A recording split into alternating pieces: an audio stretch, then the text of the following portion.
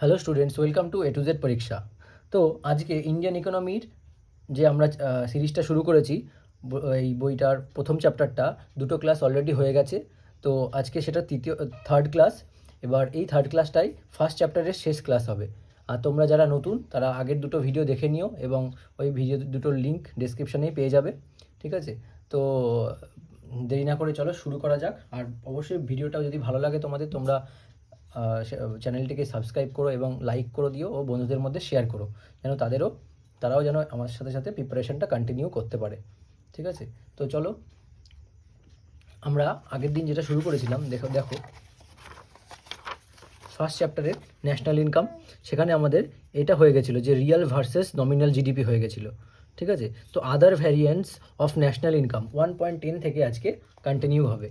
ঠিক আছে? 1.10 থেকে কভার করে পুরোপুরি শেষ হয়ে যাবে আজকে 1.16 পর্যন্ত। তো দেখো,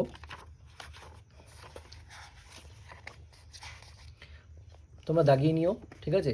তোমাদের এই খুব হেল্প হবে তোমরা যদি ভালো করে এটাকে প্রিপেয়ার করো, তাহলে দেখবে তোমাদের এক্সামের আগে অনেক কোশ্চেন তোমরা কমন পেয়ে যাবে এর থেকেই। আর কনসেপ্টটা ক্লিয়ার হয়ে গেলে তোমরা কী কী পড়বে না পড়বে তার থেকে এখান থেকে তোমরা জেনে যাবে, এবং এই হাইলাইটেড জায়গাগুলো তোমরা কিন্তু একবার করে বুঝে নাও, তাহলেই হয়ে যাবে। ঠিক আছে? তো দেখো কি বলেছে, যে আগের দিন আমরা ক্লাস শেষ করেছিলাম লাস্ট এখানে net net domestic product, gross national product. ঠিক আছে? তো তোমরা প্রিভিয়াস ক্লাসগুলো দেখে নিও। তো আজকে শুরু করব আদার ভ্যারিয়েন্টস অফ ন্যাশনাল ইনকাম থেকে। তো দেখো আদার ভ্যারিয়েন্টস অফ ন্যাশনাল ইনকাম, এবার দেখো কি বলেছে এখানে, কি কি আছে। পার্সোনাল ইনকাম, পার্সোনাল ইনকামটা কি বলছে দেখো, it is the sum of all types of factor income. ঠিক আছে? Actually received by the households including current transfers. কি বলেছে, যে এটা হচ্ছে sum of all types of factor income.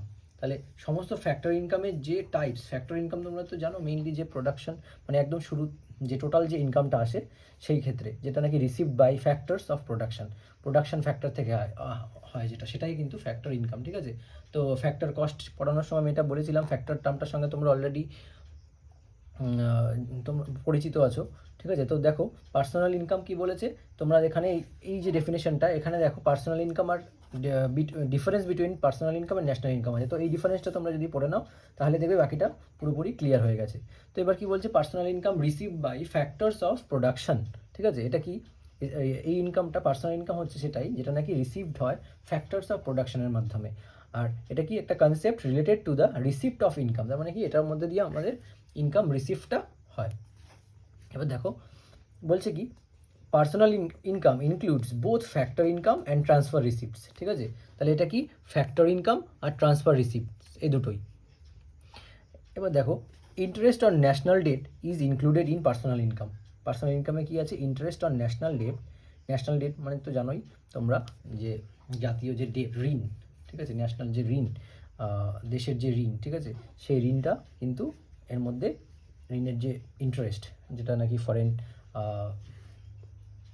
থেকে নেওয়া হয়ে থাকে। ঠিক আছে? লোন বড় করা হয়ে থাকে, তার যে ইন্টারেস্ট রেট আছে সেইটা কিন্তু এই পার্সোনাল ইনকামের মধ্যে ইনক্লুডেড। নেক্সট দেখো, আনডিস্ট্রিবিউটেড প্রফিটস অফ কোম্পানিজগুলোর আনডিস্ট্রিবিউটেড প্রফিটস। হ্যাঁ, তো কী বলছে, undistributed profits of the companies and corporate taxes. আর তার সঙ্গে রয়েছে কি, কর্পোরেট ট্যাক্সেস। তো এখানে হচ্ছে পার্সোনাল ইনকাম, তোমরা অলরেডি দেখলে যে এখানে কী কী পড়তে হবে। নাও এবার দেখো ন্যাশনাল ইনকামের এই জায়গাটাকে তোমরা দেখে নেবে, কারণ ন্যাশনাল ইনকাম আগেও পড়েছো, আগেও দেখেছো। ঠিক আছে? তো এবার দেখো পার্সোনাল ডিসপোজেবল ইনকামটা কি, জাস্ট এটুকু মনে রাখো, পার্সোনাল ডিসপোজেবল ইনকাম হচ্ছে সেই ইনকাম যেখান থেকে নাকি টোটাল যে ইনকাম, ইন্ডিভিজুয়াল যে ইনকামটা হয় মানে পার্সোনাল ইনকাম থেকে, সেখান থেকে যদি ডাইরেক্ট ট্যাক্সটা যদি মাইনাস করে দেওয়া হয়, তাহলে যেটা রিমেইনিং থাকে সেটাই হলো পার্সোনাল ডিসপোজেবল ইনকাম। তো কী বললাম, পার্সোনাল ইনকামের থেকে যদি ডাইরেক্ট ট্যাক্সটা মাইনাস করা হয়, তাহলে যেটা থাকবে সেটাই হলো পার্সোনাল ডিসপোজেবল ইনকাম। ঠিক আছে? তো এবার দেখো national disposable income, same national disposable ইনকামটা কি, ন্যাশনাল ডিসপোজেবল ইনকাম হচ্ছে ইনকাম ফ্রম অল সোর্সেস, যে সেই সমস্ত সোর্সকে ইনক্লুড, যেমন দেখো as well as transfer payments from abroad, transfer payments আসছে অ্যাব্রডের। ঠিক আছে? এগুলোও included. R available to residents of India for their consumption expenditure or for saving during a financial year. তার মানে কি বলেছে, একটা ফাইন্যান্সিয়াল ইয়ারে যে ইনকাম হয় ফ্রম অল সোর্সেস, সমস্ত সোর্সেস থেকে, সেই সোর্সগুলো বলতে এখানে earned income as well as transfer payments from abroad, মানে কি, যেই সমস্ত পেমেন্টসগুলো অ্যাব্রড থেকে আসে, ঠিক আছে? তো সেগুলো available to the residents of India for their consumption, সেগুলো যেটা নাকি ইন্ডিয়ান সিটি মানে রেসিডেন্টসদের কাছে অ্যাভেলেবেল কিসের জন্য, এক্সপেন্ডিচার আর সেভিংস যা ইচ্ছে তারা করতে পারবে ডিউরিং এ ফাইন্যান্সিয়াল ইয়ার, একটা ফাইন্যান্সিয়াল ইয়ারের মধ্যে। তো সেটা হচ্ছে কি ন্যাশনাল ডিসপোজেবল ইনকাম, ঠিক আছে? এইবার দেখো কি বলেছে,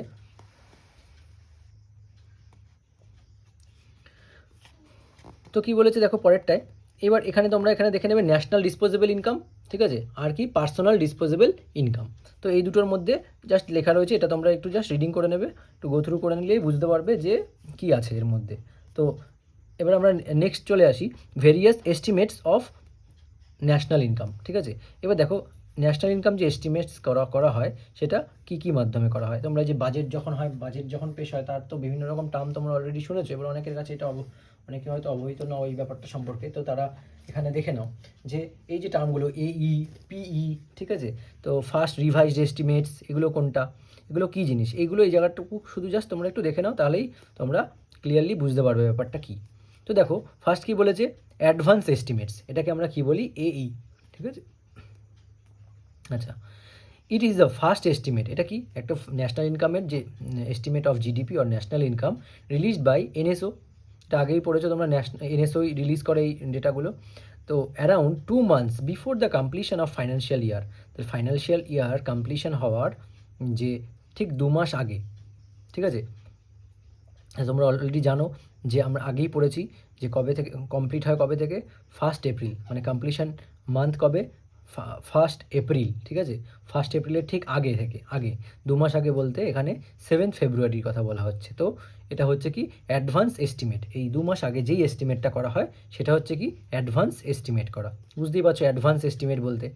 এবার দেখো প্রভিশনাল এস্টিমেট পিই, এটার মানে কি, দেখো এটা ঠিক 2 মাস পরে করা হয়, কবে, after 2 months the completion of financial year, financial ইয়ারটা কমপ্লিট হয়ে যাওয়া মানে 1 এপ্রিলের পরে, ঠিক আছে? ঠিক কি বলেছে, completion of financial year, sorry এবার কমপ্লিশন ইয়ার দেখো কি হচ্ছে, তাহলে 1 এপ্রিলের 1 মাস আগে কমপ্লিশন হচ্ছে, আমাদের 1 এপ্রিল থেকে শুরু হচ্ছে। তো এটা রিলিজ ডেট কবে, তো 31 May. Provisional estimates was earlier termed as revised estimate, এটা আগে এইটাকেই কী নাম দেওয়া হতো, মানে রিভাইজড এস্টিমেট বলা হতো। তাহলে তোমাদের কাছে এটা আশা করি ক্লিয়ার হয়েছে যে প্রভিশনাল এস্টিমেটটা কি, যে this estimate of GDP national income is release by NSO 2 months after the completion of financial year, তাহলে ফাইন্যান্সিয়াল ইয়ার কমপ্লিশন হওয়ার ঠিক 2 মাস পরে কিন্তু এটা পেশ করা হয়, ঠিক আছে? এটা রিলিজ ডেটটা মনে রাখবে 31 মে।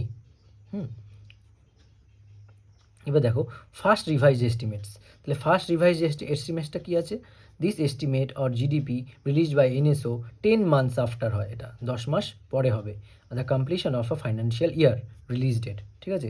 তো এটা কি 10 মাস ঠিক পরে হবে, মনে থাকবে। তো পরেরটা দেখো সেকেন্ড রিভাইজ কবে, 1 year অ্যান্ড মানে 1 year অ্যান্ড 10 months আফটার, মানে 1 বছর থেকে 10 মাস, 1 বছর 10 মাস বাদে কিন্তু এটা রিলিজ করবে এনএসও, ঠিক আছে? আর থার্ড রিভাইজ এস্টিমেট 2 বছর 10 মাস পরে যেটা হবে সেটা হলো মানে 2 years অ্যান্ড 10 months আফটার, সেটা হচ্ছে কি তোমার থার্ড রিভাইজ এস্টিমেটস, ক্লিয়ার? এবার দেখো একটা এক্সাম্পল, এখানে একটা এক্সাম্পল দেওয়া রয়েছে, ধরো সাপোজ এই বছরের যেটা হয়েছে আগের লাস্ট ইয়ার, তো এখানে বলা হয়েছে যে as per present schedule of NSO the first এই for advance estimates of 2020 to 21 was released on 7 January 2021, তাই তো? তার মানে এখানে আমরা আগে দেখেছি যে অ্যাডভান্স এস্টিমেট এখানে কী আছে, দেখো অ্যাডভান্স এস্টিমেট 7 ফেব্রুয়ারিতে রিলিজ করার কথা, 2 মাস আগে, তাই না? তো এখানে ওয়াজ রিলিজড অন কবে হয়েছে, 7 জানুয়ারি 2021 হয়েছে।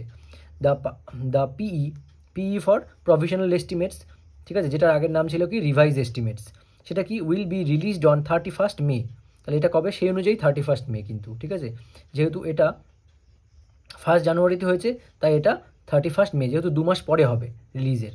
তো ফার্স্ট রিভাইজ এস্টিমেট কবে হবে তাহলে, এটা দেখো 1 বছর, কত ফার্স্ট রিভাইজ এস্টিমেট মানে 1 বছরের মানে 10 months, ঠিক আছে? 10 monthsের মধ্যে হবে, মানে পরে হবে, রিলিজ হওয়ার 10 months পরে কিন্তু এই ফার্স্ট রিভাইজ এস্টিমেটটা হবে। তারপর দেখো এবার কি বলেছে, সেকেন্ডটা কবে হবে, তো সেকেন্ডের ডেটটা দেখো, সেকেন্ডটা কবে বলেছে, 1 year and 10 months, তার মানে 1 বছর 10 মাস পরে হবে, ঠিক আছে। তারপরে দেখো থার্ডটা কবে হবে, সেটা দেখো 31 জানুয়ারি 2023 হবে সেকেন্ড রিভাইজ এস্টিমেটস। থার্ডটা কবে হবে দেখো 31 জানুয়ারি 2024, কারণ ওখানে বলা হয়েছে দেখো 2 years and 10 months আফটার, তার মানে প্রায় 3 বছরের কাছাকাছি। তো তোমরা এখানে এই জায়গাটা একটু রিডিং পড়ে নিলেই, এই এক্সাম্পলটা একটু দেখবে, তাহলেই বুঝতে পারবে যে কবে কোন ডেটাটা কখন রিলিজ করা হবে, ঠিক আছে।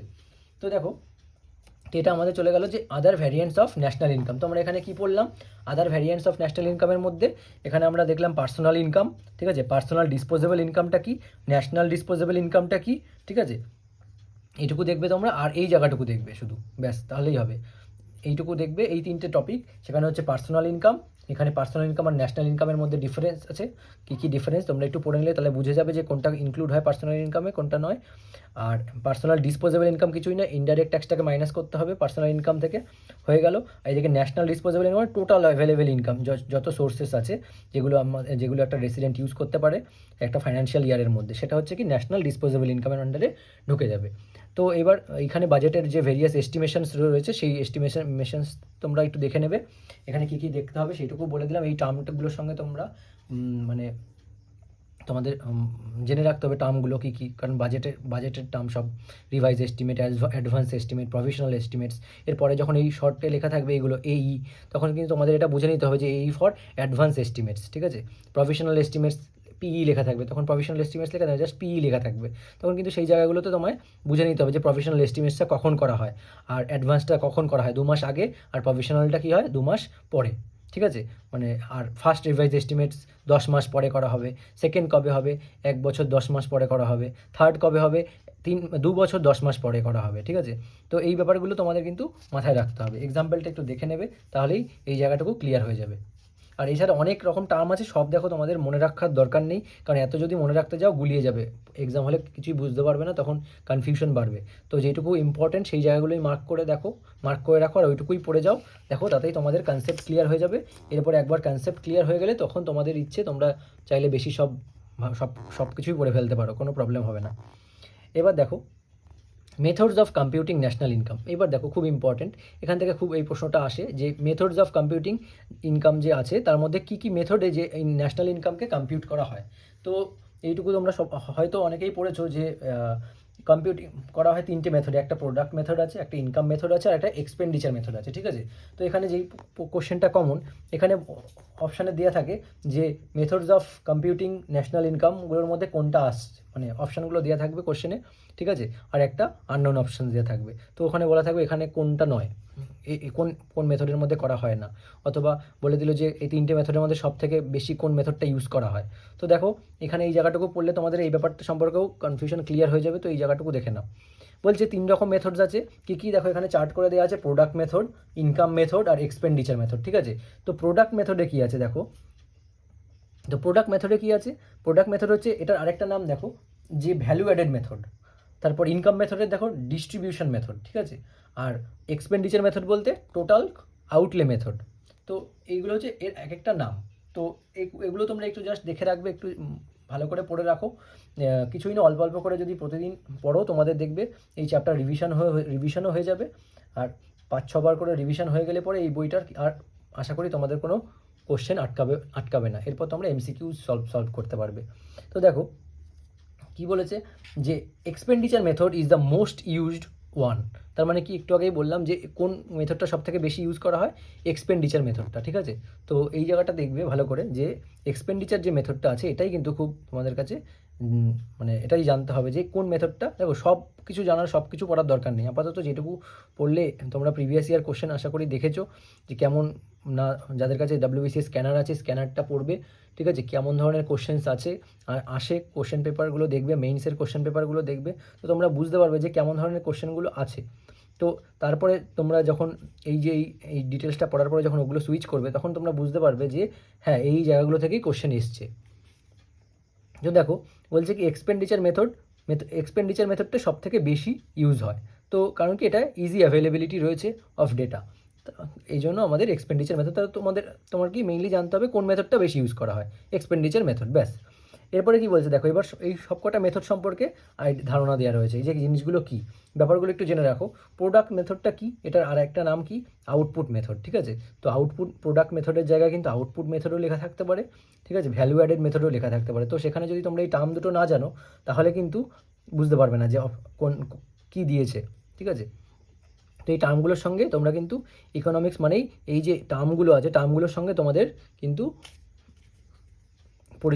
পরিচয় থাকতে হবে, না হলে কিন্তু এগুলো তোমরা বুঝতে পারবে না, কোশ্চেন যখন দেখবে, নইলে সব গুলিয়ে যাবে। তো এবার দেখো output method or value added method, ঠিক আছে। তো এটা কি, under this method gross value added জিভিএ, তাহলে গ্রস ভ্যালু অ্যাডেড এটা কিন্তু দেখে নাও, জিভিএ যে লেখা থাকে না, GVA or GDP market price at market price is computed. তাহলে কী কম্পিউট করা হয় এখানে, জিডিপি অ্যাট মার্কেট প্রাইস আর গ্রস ভ্যালু অ্যাডেড। তো এবার এই জিনিসটা কি দেখো, GDP at market price or GVA, এই জিনিসটা কি, value added, value of output of all three sectors, মানে এই যে তিনটে সেক্টর আছে, primary sector, secondary sector and tertiary sector, ঠিক আছে, এই তিনটে সেক্টরের থেকে যে আউটপুটটা পাওয়া যায় তার থেকে কি, intermediate consumption of all three sectors, total যে কনজামশনটা আছে, যা আউটপুটের থেকে, যা আউটপুট মানে যা পাওয়া যাচ্ছে তার থেকে যে কনজামশনটা হচ্ছে, মানে যা ব্যয় হচ্ছে, যা কনজিউম হয়ে যাচ্ছে, সেইটা মাইনাস করলে যেটা পড়ে থাকছে সেটা হচ্ছে gross value added or GDP at market price, ঠিক আছে, ক্লিয়ার। তো এবার দেখো জিডিপি অ্যাট মার্কেট প্রাইস তোমাদের যদি ক্লিয়ার হয়ে যেতে থাকে, এখানে দেখো একটা টার্ম দেওয়া রয়েছে যে value of output of three sectors minus intermediate consumption of all three sectors, মানে বুঝতে পারছো ব্যাপারটা কি, ওই গ্যাপটাকে বলা হচ্ছে কি জিভিএ। এবার দেখো এবার কি বলছে, এই জিভিএতে এবার প্রোডাক্ট মেথডে কি ইনক্লুড করা হয়, এখানে লেখা আছে দেখো, হুইচ আর ইনক্লুডেড নোট বলে লেখা আছে, কি কি ইনক্লুড করা হয় ন্যাশনাল ইনকামে আন্ডার প্রোডাক্ট মেথডে, আর কি কি ইনক্লুড করা হয় না। তাহলে আমরা যদি দুটো পড়া জানার আমাদের কোনো দরকার নেই, কারণ আমরা যদি জানি যে প্রোডাক্ট মেথডে কী কী ইনক্লুড করা হয়, তাহলে কিন্তু আমাদের এইটুকু জানলেই হবে, কারণ এই চারটে পয়েন্ট যদি জানি তাহলে আমার কী কী হয় না সেটা জানার দরকার নেই, তো সব পড়ে তো কোনো লাভ নেই। তাহলে সেখানে শুধু তোমরা জানবে যে কী কী ইনক্লুড হয়। তো প্রোডাক্ট মেথডে কী কী আছে বলছে দেখো, goods and services sold in the market to earn profit, যেটা নাকি মার্কেটে সোল্ড করা হয় কি, প্রফিট আর্নের জন্য, ব্যাস। নেক্সট দেখো এটা ইনক্লুড করা হচ্ছে কোথায়, ন্যাশনাল ইনকাম আন্ডার প্রোডাক্ট মেথডের মধ্যে এটা কিন্তু ইনক্লুডেড। নেক্সট দেখো, goods and services not sold but supplied free of cost, বিক্রি করা হচ্ছে না কিন্তু সাপ্লাই করা হচ্ছে ফ্রি অফ কস্ট, ঠিক আছে। যেমন free lunch to school children যে ফ্রি লাঞ্চটা দেওয়া হচ্ছে সেটা। Own account production or fixed capital, এটা তোমরা বুঝতেই পারছো ওন অ্যাকাউন্ট প্রোডাকশন বলতে কী বোঝাচ্ছে। নেক্সট ইমপিউটেড রেন্ট অর ইমপিউটেড ইন্টারেস্ট, তার মানে কি ইমপিউটেড রেন্ট অর ইমপিউটেড ইন্টারেস্টটা কি বলছে, যখন কোনো প্রপার্টি, দেখো এখানে লেখা রয়েছে ইমপিউটেড রেন্টটা কী জিনিস। ধরো suppose when a property is owned and used by the same person, মানে তোমার নামে প্রপার্টি আছে এবং তুমি সেই প্রপার্টির মালিক, তো কী হয়েছে সেখানে দ্য রেন্ট ইজ নট, তোমাকে কি আর সেখানে ভাড়া দিতে হবে সেই প্রপার্টির জন্য না, তো সেটাই বলেছে the rent is not actually paid by him, তুমি কিন্তু সেখানে রেন্ট পে করবে না, তোমার নিজের বাড়ির রেন্ট কেন তুমি পে করবে, টু হিমসেলফ, নিজেকে কি পে করবে যে না আমি আমার বাড়ি ভাড়া হিসাবে এত টাকা আমি নিজেকে দিলাম, এরকম তো হবে না। তো সেটাই বলেছে যে এই জিনিসটা এটা হচ্ছে ইমপিউটেড রেন্ট বলি, ঠিক আছে। তো আর সেম ইমপিউটেড ইন্টারেস্ট বলতে ঠিক সিমিলার হয়তো এটা বুঝতে হবে যে এটা ইমপিউটেড ইন্টারেস্ট, তাহলে কিন্তু সেম নিজের ইন্টারেস্ট নিজেই পাওয়া আর কি, সেটাই বলছে। তো এরকম তো হয় না, সুতরাং এই টার্মটার সঙ্গে তোমরা জেনে রাখো ইমপিউটেড রেন্টটা কী, ঠিক আছে। তো এবার দেখো এখানে আছে কি কি হুইচ আর নট ইনক্লুডেড, তো দেখো যেগুলো ইনক্লুডেড নয় সেগুলো আমার জানার কোনো দরকার নেই, কারণ কী কী ইনক্লুডেড আমি যদি সেটা জেনে রাখি তো এগুলো আর দরকারই পড়ে না। তো এবার দেখো আরেকটা টার্ম, খুবই important term, capital output ratio. তো এবার এত কিছু ক্যাপিটাল আউটপুট রেশিও সম্পর্কে না জানলেও চলবে, এবার তোমাদের যাদের জানার ইচ্ছা আছে তারা জায়গাটুকু পুরো পড়ে নেবে, কিন্তু যেটা প্রশ্ন পরীক্ষায় আসে সেখানে হলো এইটুকু জানবে যে ক্যাপিটাল আউটপুট রেশিও কোনটা আমাদের ইকোনমির পক্ষে ডিজায়ার্ড বেশি। তো এখানে লেখা আছে দেখো, লো ক্যাপিটাল আউটপুট রেশিও কিন্তু অলওয়েজ ডিজায়ার্ড, ঠিক আছে। তো in an economy low capital output ratio is always desired, তো এইটুকু তোমরা মার্ক করে রাখো এবং এইটুকু পড়ে রাখো যে কেমন ধরনের কোনটা আমাদের পক্ষে বেশি বেনিফিশিয়াল, মানে যেটা আমাদের ইকোনমিতে লো ক্যাপিটাল আউটপুট যে রেশিওটা হবে সেটা কিন্তু বেশি বেনিফিশিয়াল, আর এটাই ডিজায়ার্ড। তো এই জিনিসটা তোমরা দেখে নেবে, আর এখানে জিডিপি আর জিভি আর বেসিক প্রাইস এই সমস্ত লেখা রয়েছে, এগুলো যাদের পড়ার ইচ্ছে এক্সট্রা ইনফরমেশান তো তারা পড়ে নিতে পারো, ঠিক আছে। নেক্সট আমি এগিয়ে যাচ্ছি কোথায়, দেখো সেকেন্ড পয়েন্ট, কী আছে, ইনকাম মেথড, কী আছে দেখো, ইনকাম মেথড। তো ইনকাম মেথডে কী বলেছে দেখো, this is also called distribution method. কী বলে এটাকে, এটাকে বলে ডিস্ট্রিবিউশন মেথড, ঠিক আছে। তো এইটার টার্মগুলো কিন্তু মনে রাখবে যে ডিস্ট্রিবিউশন মেথড এটার আরেকটা নাম, ঠিক আছে। তো under this method factor incomes under the following three major. দেখো ফ্যাক্টর ইনকামগুলোকে ধরা হয়। ফ্যাক্টর ইনকাম মানে তো বুঝতেই পারছো, অ্যাট প্রোডাকশন লেভেলে যে ইনকামগুলো আসে সেইগুলোকে ধরা হয়, ঠিক আছে। ফ্যাক্টর ইনকাম, ফ্যাক্টর কথাটার সঙ্গে কিন্তু প্রোডাকশানটা জড়িত, ঠিক আছে। তো প্রোডাকশান রিলেটেড যাই হবে সেটাই কিন্তু ফ্যাক্টরে আসবে। তো এইটুকু মাথায় রেখো, কারণ এগুলো আমাদের ফার্স্ট ক্লাস সেকেন্ড ক্লাসে হয়ে গেছে, এগুলো বলাও হয়ে গেছে। তো তোমরা দেখে নিও, আরেকবার করে রিভাইজ করে নিও বইটা, ঠিক আছে।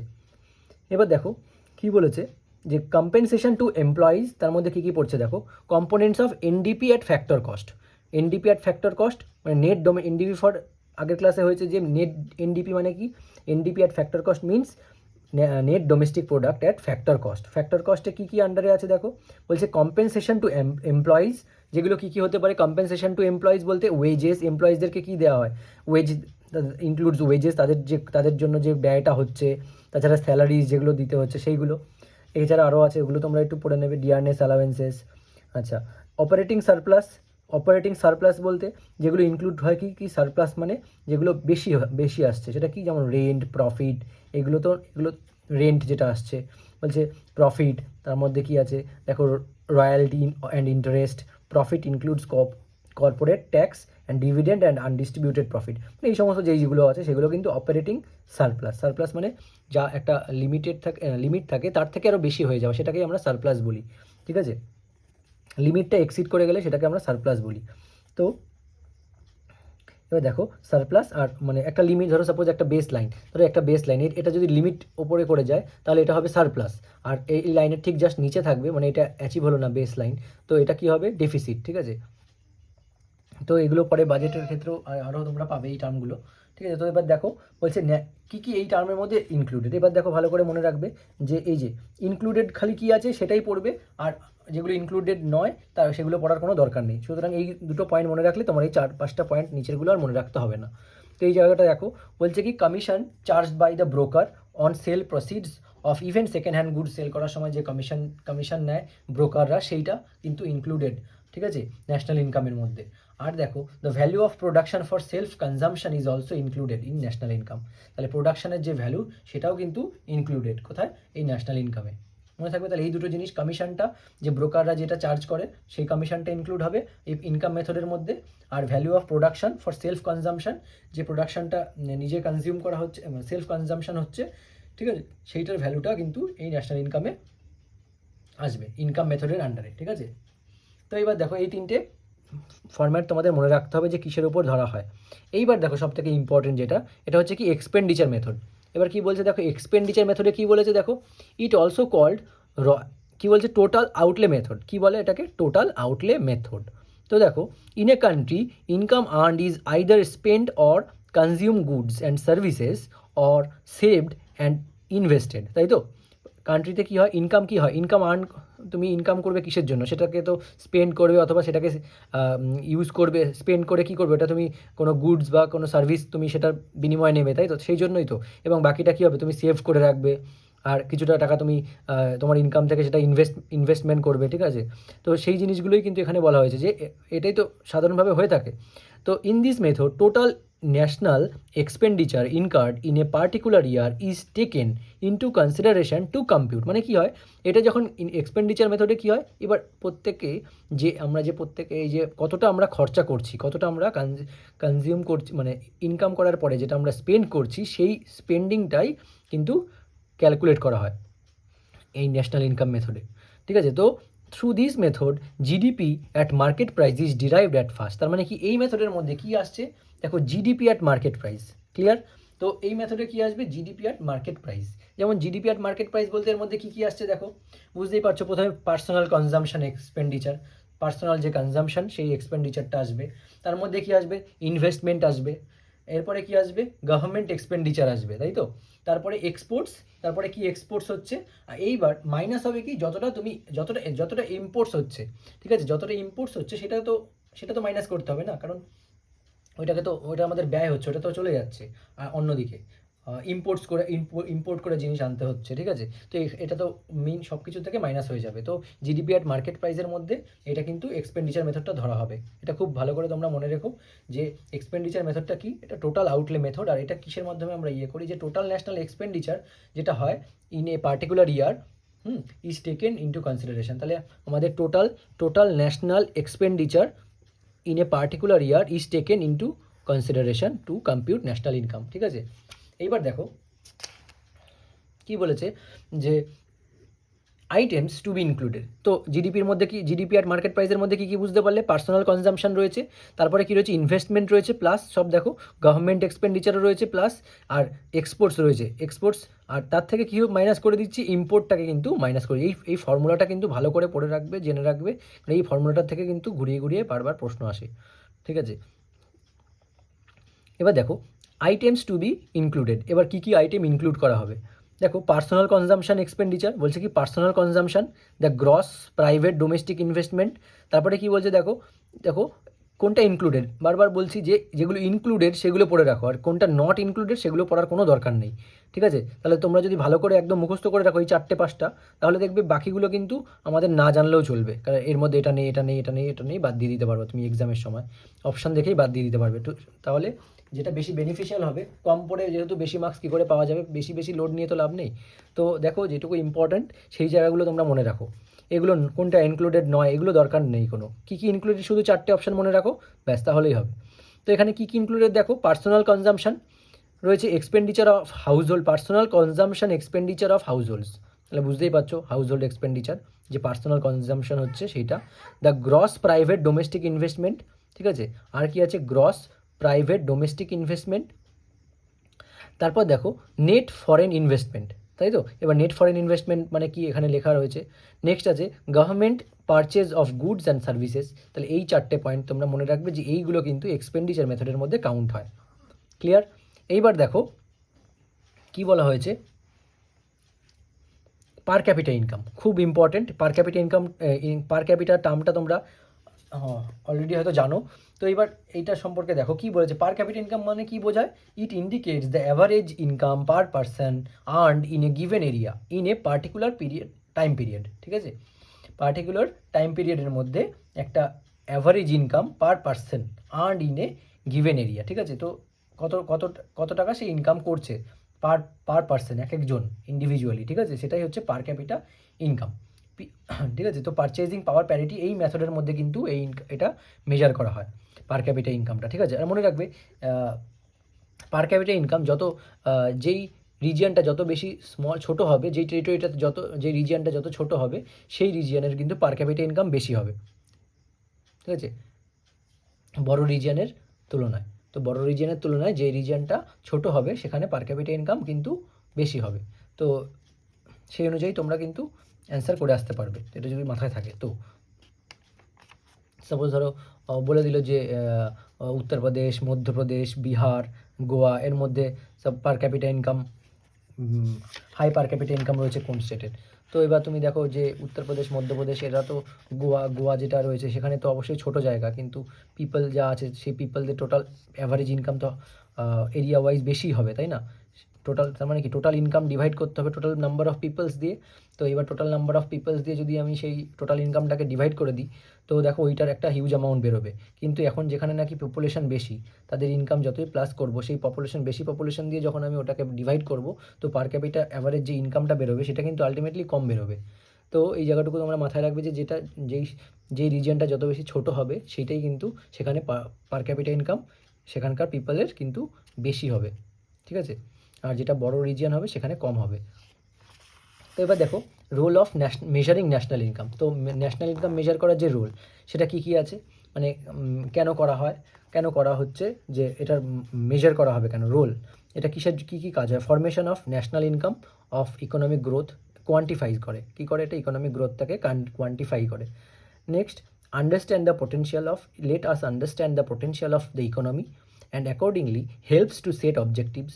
বুঝতেই পারছো এটার মধ্যে পোটেনশিয়াল কি, আন্ডারস্ট্যান্ড মানে আমাদের বুঝতে সাহায্য করে the potentiality of the economy.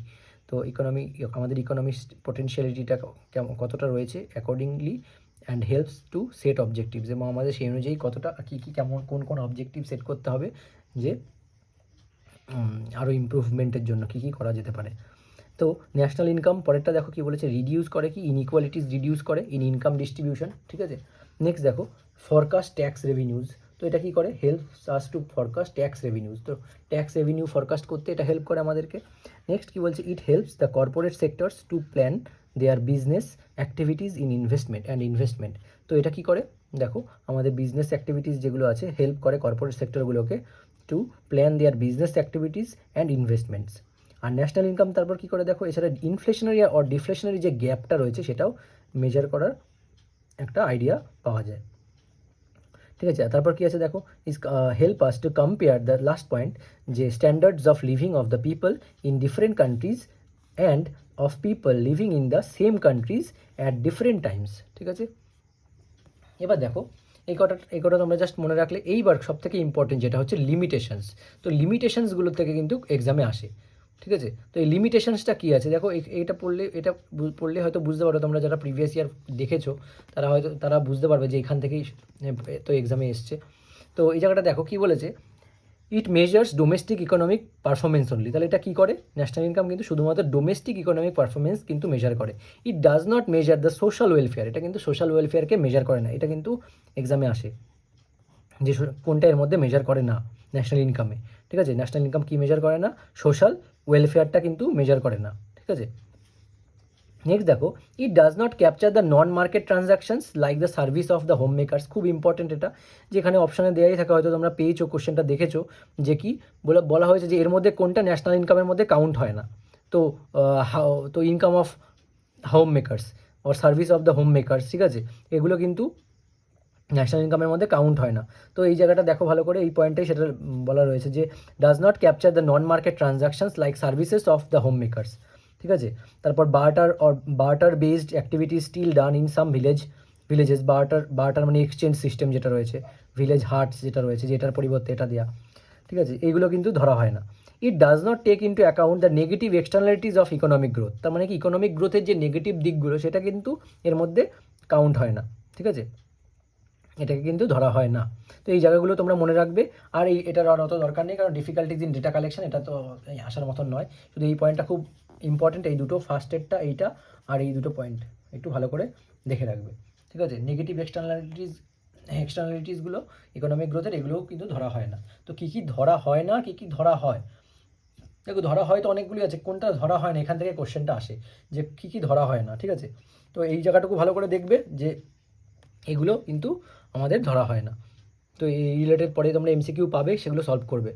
এরপর দেখো কী বলেছে, এবার দেখো contributions important factors on economic survey 2020-21 যে ইম্পর্টেন্ট ফ্যাক্টরসগুলো আছে এইগুলো এখানে একটু কিছু দেওয়া আছে, জাস্ট একটু রিডিং করে নেবে, যে জিডিপি অ্যাট কারেন্ট প্রাইস কত রয়েছে, জিডিপি অ্যাট কনস্ট্যান্ট প্রাইসে কত, ঠিক আছে, কী হয়েছে আগের কত ছিল 2019-এ পিএ দেখো, পিই আর হচ্ছে এই, ঠিক আছে, প্রফেশনাল এস্টিমেটস, যেটাকে আগে বলা হতো কি রিভাইজ এস্টিমেটস, আর এটা কি অ্যাডভান্সড এস্টিমেটস, যেটা 2 মাস কী হয় আগে করা হয়, আর 2 মাস পরে এটা কি প্রফেশনাল এস্টিমেটস। তো দেখো এখানে আগে পরের মধ্যে ডিফারেন্স আছে, সেটা কী হচ্ছে ডিক্রিজড।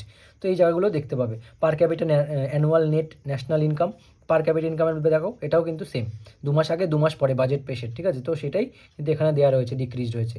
তো এবার দেখো নেক্সট এখানে কী বলা হয়েছে, দেখো এখানে বলা হয়েছে growth of various sectors in the economy. এবার দেখো primary sector, secondary sector, tertiary সেক্টরের গ্রোথ, কোনটা কত সেক্টরের গ্রোথ কী হয়েছে সেটা দেখো দেখতে পাবে, যে এই যে প্রভিশনাল এস্টিমেটস অ্যান্ড কী বলছে যে অ্যাডভান্স এস্টিমেটস। তো এখানে কী আছে দেখো, প্রাইমারি সেক্টরে কত 4% প্রফেশনাল ছিল 1920-তে, আর 2021-এ দেখো 3.4%, তাহলে কী হচ্ছে ডিক্রিজ হয়েছে।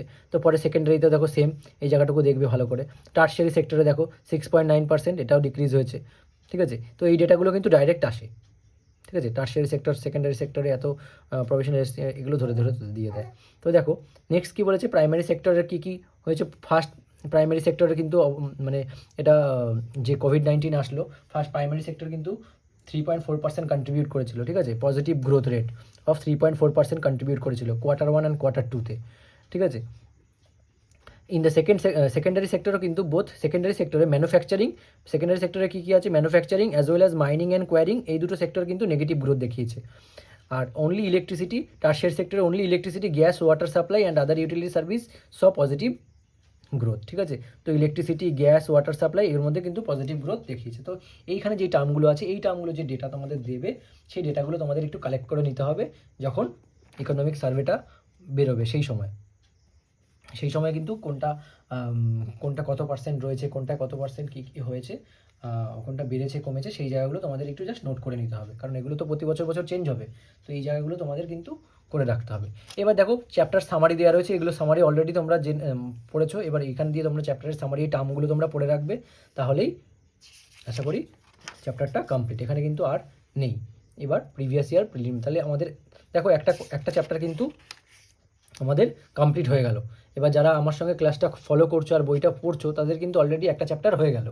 তো এভাবে চ্যাপ্টার 1, 2, 3, 4 করতে করতে একদিন কিন্তু শেষ কমপ্লিট হয়ে যাবে। তো তোমরা আশা করি এই ক্লাসগুলো চলাকালীন তোমরা প্রিভিয়াস ক্লাসগুলো দেখে নেবে এবং রিডিংটা পড়ে নেবে, কারণ আমি মাঝখানে একদিনের গ্যাপ থাকছে ভিডিও আপলোড করার জন্য। ওই দিনকে তোমরা ভালো করে প্রিপেয়ার করে নেবে, ভিডিওটা দেখে পড়ে নেবে, তাহলে দেখবে এইগুলোর সঙ্গে টার্মটা রিলেট করতে পারবে আমার ক্লাসে। তো তোমাদের ফার্স্ট একটা চ্যাপ্টার কিন্তু এইভাবে কমপ্লিট হয়ে গেল অলরেডি। তো এইভাবে দেখো, চ্যানেলটা ফলো করো। আর এই ক্লাস আমি একদিন বাদে আপলোড করব, কারণ বড় ক্লাস হচ্ছে, তো এইগুলো সবসময় টাইম পাওয়া যাচ্ছে না তো ক্লাসগুলো দেওয়ার। তো একটু দেরি হলেও আমি চেষ্টা করব একদিন অন্তর ক্লাসগুলো দেওয়ার, ঠিক আছে। তো তোমরা ফলো করো, আর ভিডিওটা ভালো লাগলে অবশ্যই লাইক ও শেয়ার এবং সাবস্ক্রাইব করে দিও। Thank you. তাহলে আজকে এইটুকুই থাক। নেক্সট দিন আমরা শুরু করব economic growth versus economic development, ঠিক আছে। তো এর মধ্যে কী পড়বো, আমাদের নেক্সট ডের টপিক হচ্ছে এইটা। ক্লিয়ার? নেক্সট ডে থেকো, নেক্সট ডে ক্লাসটা ফলো করো, এই চ্যাপ্টারটা আমরা কমপ্লিট করব। তো এইভাবে প্রত্যেকটা চ্যাপ্টার আমাদের কমপ্লিট হয়ে যাবে। যারা আমার সঙ্গে কন্টিনিউ করবে তাদের এক্সামের আগে আশা করি নিতিন সিংঘানিয়াটা কমপ্লিট হয়ে যাবে। Thank you.